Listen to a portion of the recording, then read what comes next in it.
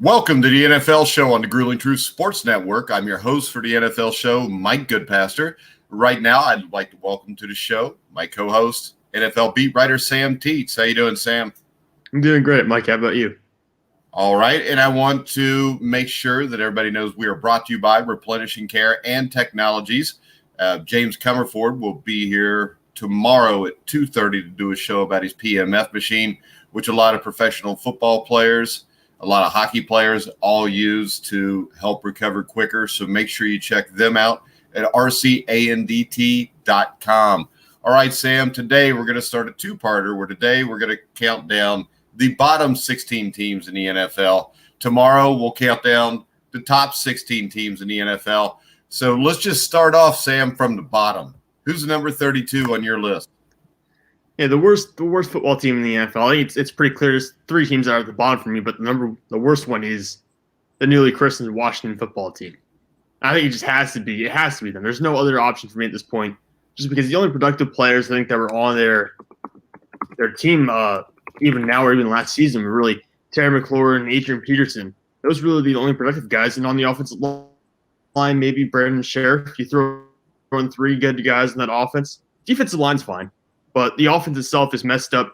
You have Darius Geis, who got cut recently because of alleged domestic violence incidents that occurred with a friend of his. So, I mean, it's a messy situation in Washington, and it's not going to get fixed for 2 or 3 years. I don't think I would list them as the worst team, but they're in the bottom two. I think this is a team that will be better than last year because I think when you look at the addition of Chase Young, if he is even half as good as what everybody thinks he's going to be, I think they possess maybe the best defensive line in the NFL, but the problem's going to come at quarterback with Dwayne Haskins. Now, you do have the possibility maybe Alex Smith can continue his incredible comeback, but you look in this division, I don't think there's any doubt that they're the worst team in the division, and I think they're definitely in the bottom part of the NFL.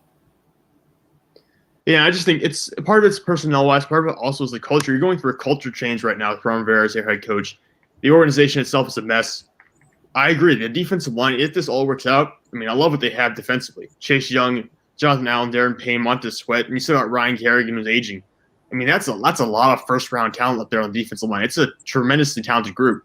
I just don't know if they'll be able to pull together here and work something out this season. All right, who do you got at number 31, Sam? Number 31, this is a team I mean, we've seen them enter almost a total rebuild mode here in the last couple of months. 31 for me is the Carolina Panthers.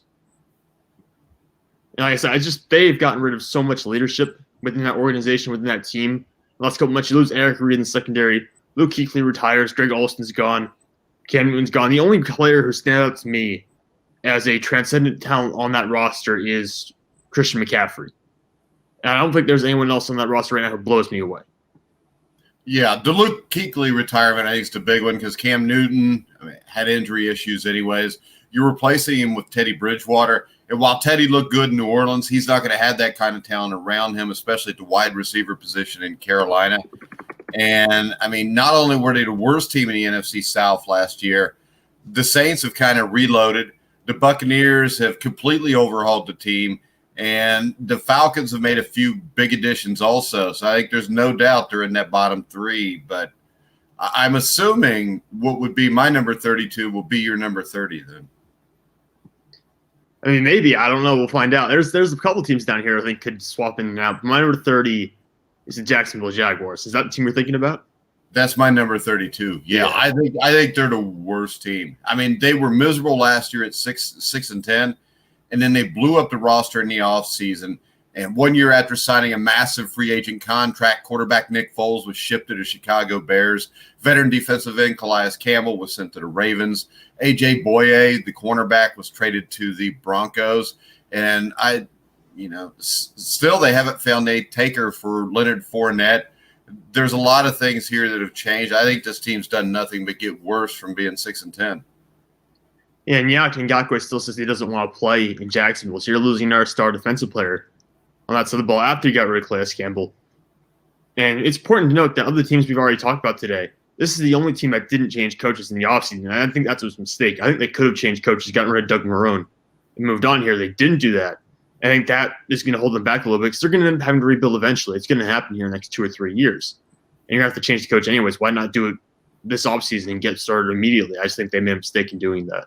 Well, see, I think that would have been the right way to go, too, because you got C.J. Henderson out of the draft, Chason, the defensive end, the edge rusher. You got Chenault, the wide receiver. So they did add a few new pieces. But, I mean, I just don't see how Gardner Minshew ends up being the answer here. So I think you got head coach issues. I think you got quarterback issues. And those are two issues to have at any level of football. All right, who do you got at number 29, Sam? Number 29, this is a little bit of a back and forth for me because I don't hate their roster. I don't think the coaching staff's entirely done yet. But at the same point, I put the Detroit Lions at number 29 just because, I mean, they are in a position to win if Matt Stafford stays healthy. But there's a lot of ifs for this team. I think they'll be better than number 29 when the season gets started. But right now, I have to hold them down there and keep them in the bottom 5. Yeah, I could see that. But I do think they're going to be better than that. But when you're looking at the Detroit Lions, you kind of got go off of what happened in the past. They lost Darius Slay. They addressed that with the signing of Desmond Trufant and the selection of Jeff Okudah, or however the hell you say his name, at number 3. I think the pass rush got better with you've got DeAndre Swift, who offers a punch to the ground game and gives Matthew Stafford another target. How about this, Sam? I think the Detroit Lions could be a top 20 team if you could guarantee me that Matthew Stafford stays healthy all year. Yeah, no, that's fair. I agree with you. I think they could take a huge step forward. And they've added pieces to that offensive line. They've added some depth there. I think, like I said, they could be a team that is sneaky competitive within their division. But right now, so far, Matt Patricia has been he's considered a defensive wizard of sorts when he's with New England Patriots. And so far, the one thing that Detroit hasn't been able to do is put up any kind of defense during his tenure with the team. So as long as that defense is playing at the low level that it's been playing the last couple of years, I don't see that team coming out and being a competitive team, being a winning football team. Now, I did add several key defensive pieces this offseason, so maybe that'll change. But for now, I'm just going based on what they've seen in the last couple of years. Yeah, and this is a make or break year for Matt Patricia and general manager Bob Quinn. I think they're both out of here if this doesn't get turned around. Yeah, I mean, to save their job, you have to at least go 8-8. You have to have a winning or an even football season this year if you want to stick around for more time. All right, what do you got at number 28, Sam? Number 28, I got this team here, partially because of the personnel, partially because of the coaching. It's the Las Vegas Raiders. Now, I think the Raiders are probably their ceiling or their floor is a little bit higher than some of the teams I have coming up next. But at the same point, I just don't trust the Raiders right now. I don't trust the coaching staff. I don't necessarily trust the organization there. I think Derek Carr sometimes gets unfairly blamed for some of the issues they've had in Las Vegas with this team. I think they have some really good personnel in the organization, some really good personnel I like. But at the same point, I just don't see this being a winning football team in that division because I think the other 3 teams, the Chiefs, the Chargers, and the Broncos, are so much better. Yeah, I do think with Derek Carr, I like Derek Carr. I'm one of the few guys that do. I think in free agency, they fortified one of the weaker linebacking cores in the game. I think the Corey Littleton addition was huge. In the draft, wide receiver Henry Ruggs from Alabama. They added also 2 more guys, Brian Edwards of South Carolina and Lynn Bowden Jr., who I think could be one of the steals of the draft.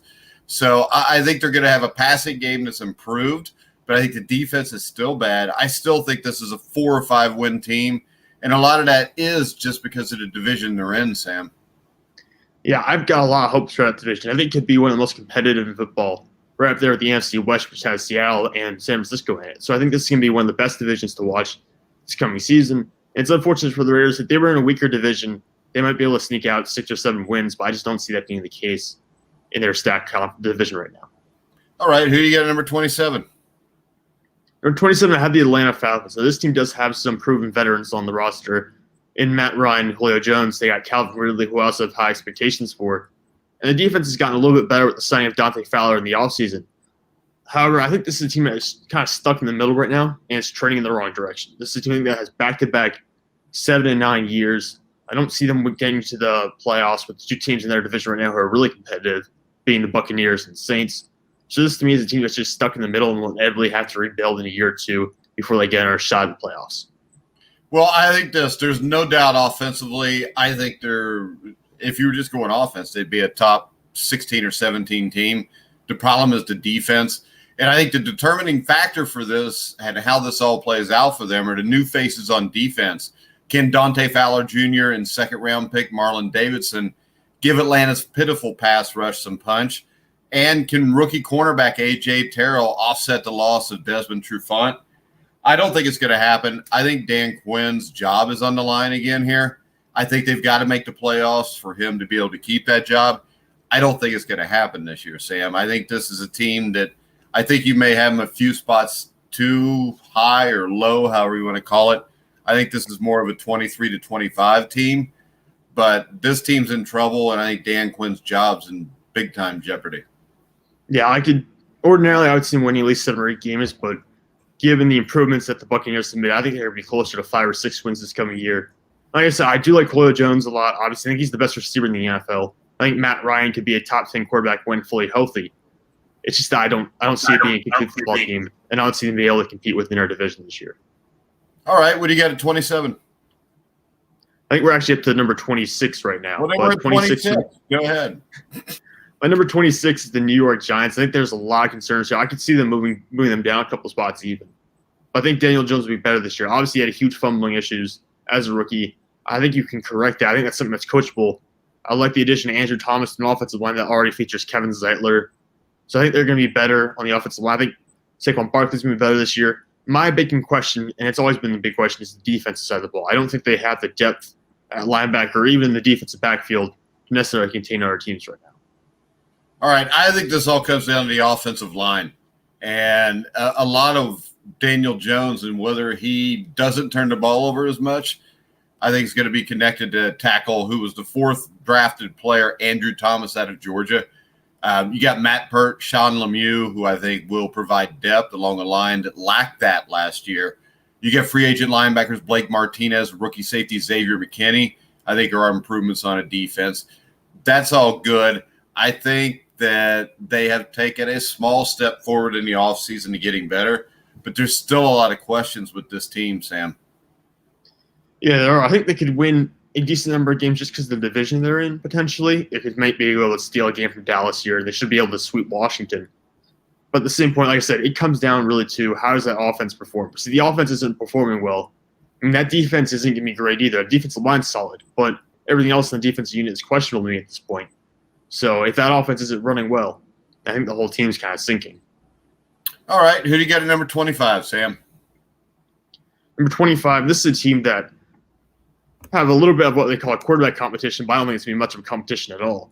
It's the Chicago Bears. I think Nick Foles is going to go out there. I think he's going to win that starting job from Mitchell Trubisky, whether that's in week 1 or week 2. I don't know when it's going to happen, but he'll win it eventually. To me, they still have a very good defense in terms of the personnel they have there, but I just think the offense is too weak to go out there and really compete with the Green Bay Packers or Minnesota Vikings. Yeah, and the big news here is the Bears traded for quarterback Nick Foles, either to challenge Trubisky or replace him outright. And I think what they do at the start of the season, I mean, it probably, the way there's no preseason games, it may play into Mitch Trubisky being the starter at the start. But I think by week 5 or week 6 at the latest, I think Foles will be the starting quarterback, Sam. Yeah, if Trubisky plays like he did last year, where he basically couldn't hit the broadside of a barn at the end of the season, maybe he plays like that again. It's absolutely Nick Foles' job. I think he will win it at some point. We've seen him go out there and be competitive in the past, so I expect this is a team that's going to be solid defensively, but it's going to be so chaotic on offense. I just don't think they're going to be able to pull it together. Well, the defense wasn't as good last year as it was the year before. A lot of that could have had something to do with Mitch Trubisky.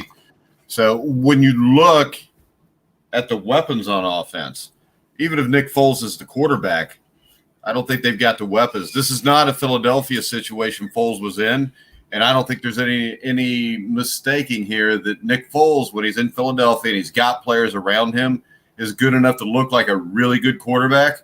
But he's not the kind of guy that's going to drag guys that are under-talented. So I don't think he can put this Bears offense on his back and carry him anywhere. I think this has to be the defense causing turnovers like they did 2 years ago, giving a lot of short fields to the offense if they have any chance at all. In the NFC North, I mean, the Packers and the Lions the Packers and Vikings both look like heads and shoulders the best 2 teams in this division. And there's a big difference, a big divide between the Lions and the Bears in those top 2 teams. Yeah, I agree. I think the Bears are in a situation right now where they just can't they can't compete offensively with some of the more high-powered teams in their own division. I just don't see it working out well for them. And I know Allen Robinson's a very good receiver for them, but other than that, they really don't have any other star player out there. No other player had over 700 receiving yards this past season besides Allen Robinson on that team. And even the running back situation with Tariq Cohen, David Montgomery, that's not good either. So I just don't think they have enough to compete with the top teams in their own division. All right, number 24, Sam. Number 24, and this would have been ludicrous if we did this last year, but now I don't think it's a stretch to put New England Patriots at number 24. So the Patriots have a situation where they've lost a lot of guys to opt-outs. They've lost a bunch of free agency, including their quarterback, Tom Brady, who I think is possibly the greatest player of all time. And you have guys come out and opt out. You have your right tackle opts out. You have Dante Hightower opts out. You have Patrick Chung who opts out. You lose at least 3 stars. You're losing a bunch of depth players as well. I think they had a total of 8 or 9 guys who decide to opt out of the season. So for me, I think New England, this is not the same New England team. I know Bill Belichick's there. But at the same point, just talent-wise, they just don't have enough to rank in the top 20, in my opinion. Yeah, there's holes all over the place on this team. And when you look at them, you talk about the players that opted out. You talk about losing Tom Brady. And then on top of that, Kyle Van Noy goes to Miami. Jamie Collins goes to Detroit. They've lost a lot here. And I think it's fair to say that if Bill Belichick wasn't the coach of this team, I could see them being number 32. No, I mean, that's absolutely true. If this was like Adam Gase or someone like that was coaching the New England Patriots, I think we would have them in the bottom 3 teams in the NFL. I think that's a serious. Number 23. Number 23, I have the New York Jets at 23. I think they could perform better.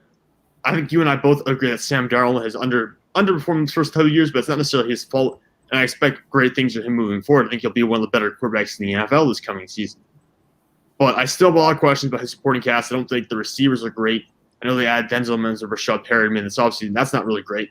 I think the offensive line improved, but it's not significantly – it doesn't rank very well compared to other offensive lines within the NFL. I think the backfield's still questionable. I don't know what Le'Veon Bell will do this year. And I think with C.J. Mosley opting out on the defensive side of the ball and trading away Jamal Adams, and you really got your defense as well. Yeah, I think you might have them too high. The only reason I'm high on them at all is because of Sam Darnold. But you look at this, their offensive line was maybe the worst in the NFL. They brought in 3 free agents on the offensive front, guard Greg Van Roten, tackle George Fant, center Connor McGovern. They re-upped Alex Lewis. Then they used the 11th overall pick on Louisville tackle Mekhi Becton. But the wide receiver core is shaky at best to me. And they didn't do anything in the offseason really to up that much. I mean, you got Perryman who came in. You get second-round pick Denzel Mims. But they lost Robbie Anderson in free agency. Someone needs to step up as Darnold's primary pass catcher. I felt much better about this team at the end of the season than I do now because I don't think what was done in free agency was good enough to put them over the top. I think that's why, to me, the Buffalo Bills are the team to beat in the AFC East. No, I agree with you there because I think they had an opportunity to really do better in free agency. But then, of course, you lose Jamal Adams, you lose C.J. Mosley. Those are 2 guys who, when they're healthy, are perennial Pro Bowl as potential All-Pros as well. So I think besides not doing enough offensively, you will lose your 2 best players on the defensive side of the ball. And now, for me, the whole defensive side is just a huge question mark in New York at this point. All right, number 22, Sam. Number 22, I have the Los Angeles Rams. This is a team to me that took a huge step back. Not just last year to this year, but also over the past 2 years, I think they've been going in the wrong direction. They've been signing veteran guys in short-term deals, trying to get by that way because they've signed several guys to massive contract extensions. I don't think this is a team that's going to go out there and win 9 or 10 games this year. I think maybe they get somewhere between the 6 to 8 range, but I don't see them making the playoffs. I don't know if they'll even outperform Arizona. Yeah, I think they're last in this division. And a lot of that's doing to massive contracts to a number of veteran players. And, 2 years ago they were in the Super Bowl, but now the salary cap position has killed them. They've had to make some hard choices. Running back Todd Gurley was released. Clay Matthews is gone. Edge rusher Dante Fowler Jr., inside linebacker Corey Littleton, which is a huge loss to me, left because the Rams just couldn't afford to pay them. I think in the end that pretty much dooms this team. And I think McVay, who was the boy wonder of the NFL a couple years from now, will probably be looking for a job, if not sooner. Well, yeah, you got a situation now where that offensive line's not playing well. and you don't really have a running back yet. I think Cam Akers is going to be good, but I don't think he'll ever be as good as Todd Gurley was. So you're in a situation now where that offense is going to be much more one-dimensional this year. I think we'll really see that Rams offense get exposed in 2020. Yeah, that'll tell you how much the NFL changes and how quickly that we had the Rams and Patriots, the two teams in the Super Bowl, 2 years ago. Now they're both ranked 20 or lower on pretty much everybody's board. Sam, what are we at, number 21 or 22? 21. And 21, I've got a team I think will – it's a little shaky, this decision, because I don't know who's going to be quarterback yet, but I've got the Miami Dolphins at number 21. And I think it may be a little early to put them this high because I think next year will be the year they really pull things together. But for now, I think there's a good chance to perform well this year. I think they could go 8-8, even if Ryan Fitzpatrick starts the majority of games. I don't know because it's a short offseason. You know how preseason. I don't know when Tua is going to get starting time. But I still think this team could honestly win 8 games in that division. I really think it could happen. I love what they've done so far. I think the defense is so much better than what it was last year. So I'm really looking forward to what the product they put in the field this coming season. Yeah. And, they added Byron Jones, Kyle Van Noy, Shaq Lawson, Eric Flowers, which I don't know why they did that, but you got Ted Karras, who basically you're taking the heart of the Miami offensive line away from him. They added 11 draft picks. You got the Tua, or I'm sure they're going to go with Fitzpatrick at starting quarterback. So they will be an improved team. Yeah, I love what they've done so far. I think they're going to be very good this coming season. Yeah, I don't think they're going to be very good, but I think they will be better. And I do think with the extra wild card spot thrown in there, you could see them at 7 or 8 wins get to that, because that division, like I said, it wouldn't surprise me if the Jets and the Patriots are 2 of the worst teams in the NFL. And it's not like the Bills are a juggernaut. So, maybe you can get 5 wins in the division right there. And then getting to 8 wins is not that difficult. So what do you got at number 20? Number 20, I have the Cleveland Browns. Now, the Cleveland Browns have so much potential based on the personnel they have on the roster. The only thing holding them back is the fact that they're Cleveland Browns. I don't know what to expect from the coaching staff yet. They brought in Kevin Stefanski. He is now the head coach. Alex Van Pelt is the OC. Joe Woods is the DC. I just don't know what to expect from this unit. Like I said, they have all these Pro Bowlers, all these Pro Bowl caliber players. But at the same point, they've been the normal Cleveland Browns ever since they added these guys. So to me, I just don't know what to expect from them. I have them at 20 because they have so much potential. But at the same point, they have never shown they're able to perform to expectations.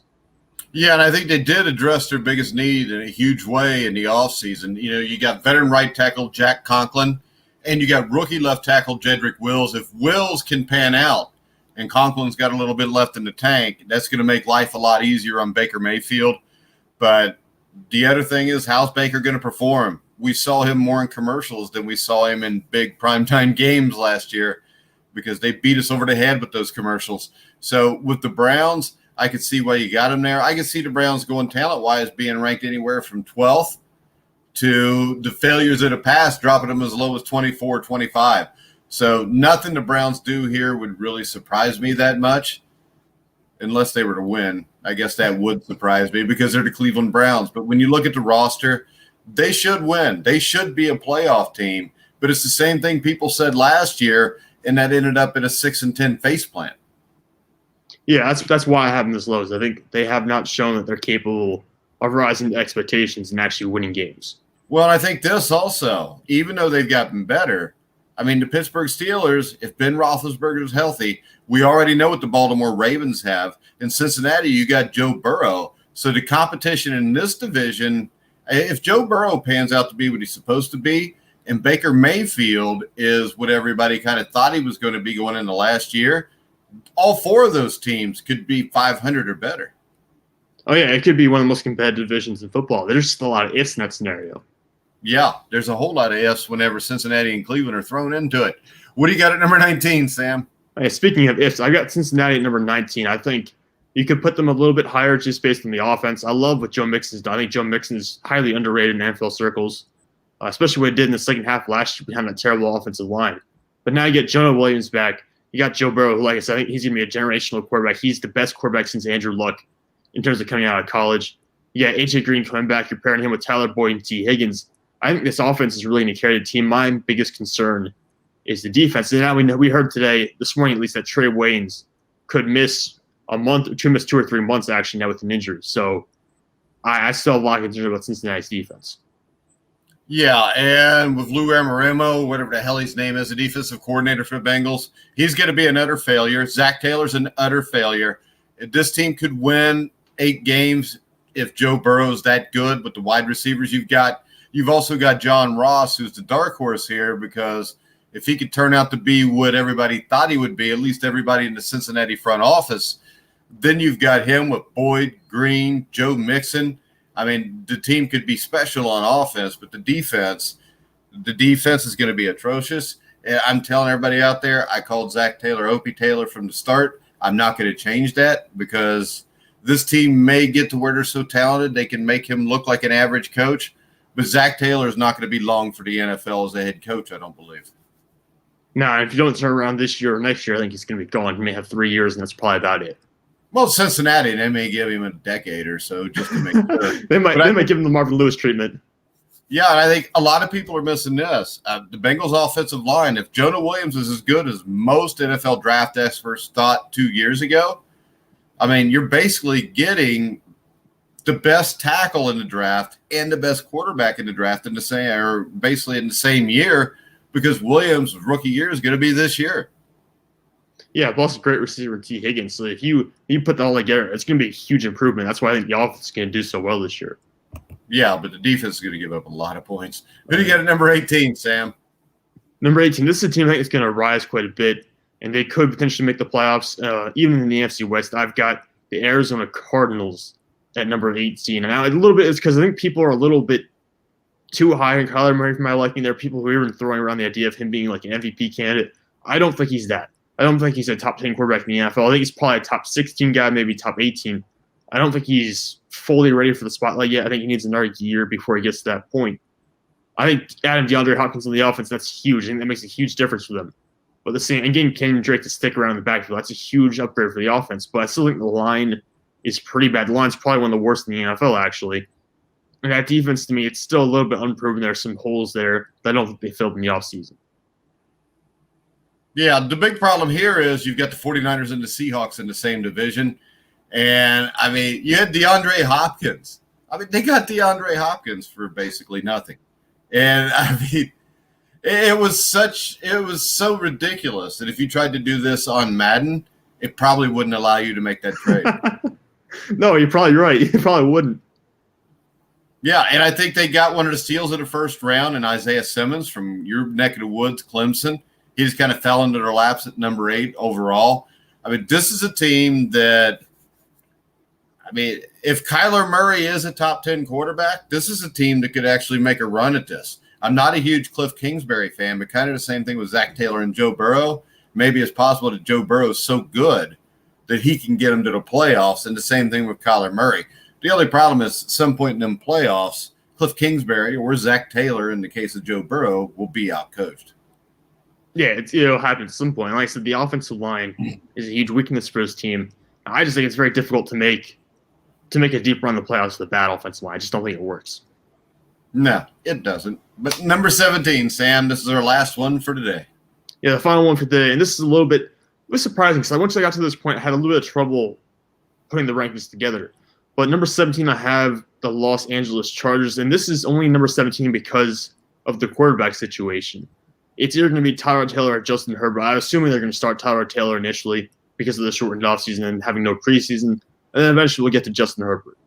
But I just think the quarterback situation can hold this team back. I love what they have offensively. I think the offensive line is much better than what it was last year. I think you have all the receiving weapons in the world, and the defense got better too. But I just don't think they have the quarterback situation right now where they can go out and win 8 to 12 games. Yeah, I mean, this is a team that has talent on both sides of the ball, whether it's Austin Eckler, Keenan Allen, and Hunter Henry on offense, or Joey Bosa, Derwin James, Kenneth Murray on defense. But like you said, the issues are going to be a quarterback, and I don't think they've got a quarterback here that can get them over the top. I think that talent-wise, I mean, if you just put an Andy Dalton on this team, they could win 12 games. But I don't think with what they got that they're going to get anywhere near to 12 games. I think what you'll get is a slow start to the season, and just like he was in Cleveland, Tyrod Taylor will be thrown to the wolves. and then Justin Herbert will replace him about week 5 or 6. And Justin Herbert will never be the answer there. Yeah, that's kind of where I'm at with the team right now. I think you're going to see Tyrod Taylor for a couple of weeks. They're going to underperform, and we're going to see Justin Herbert, and it's going to be more of the same. All right. Tomorrow we will have our top 16. Do you want to talk any other NFL news or anything that's going on right now, Sam? There's not a huge amount going around the league right now. I don't think anything besides Darius Geis, because Darius Geis story. I think everything else pretty much has been covered. But yeah. I don't think there's anything else we really need to talk about. All right. I want to remind everybody to check out our sponsor, Replenishing Care and Technologies. We'll be talking about the PEMF machine tomorrow at 2:30, live with James G. Comerford, the founder of Replenishing Care and Technologies. You can check them out at rcandt.com. Sam, you want to tell everybody where they can follow you? Yeah, you can follow me on Twitter, Instagram, and Facebook at Sam_Teets33. I'm constantly posting new stats, articles, and polls here, so feel free to go check that out. And Sam and I will be back at 1 o'clock tomorrow to count down the top 16 teams in the NFL, and I'm sure Sam's will end with number 1, the Kansas City Chiefs. Hey, don't spoil it. It's just a guess. I'll argue it with you, maybe. I'm not sure yet. All right, guys, remember, you can hear all of our podcasts on thegruelingtruth.com. You can hear us on over 200 different media outlets for the podcast, including iHeartRadio, iTunes, TuneIn, Spreaker, Stitcher, Spotify, you name it, we're there. So we will see you back live tomorrow at 1 o'clock Eastern on Periscope, Twitch, Facebook Live. What am I missing? YouTube. Any place there you can hear us live tomorrow at 1 o'clock. So for now, for Sam Teets, I'm Mike Goodpaster. You've been listening to The Grueling Truth, where the legends speak.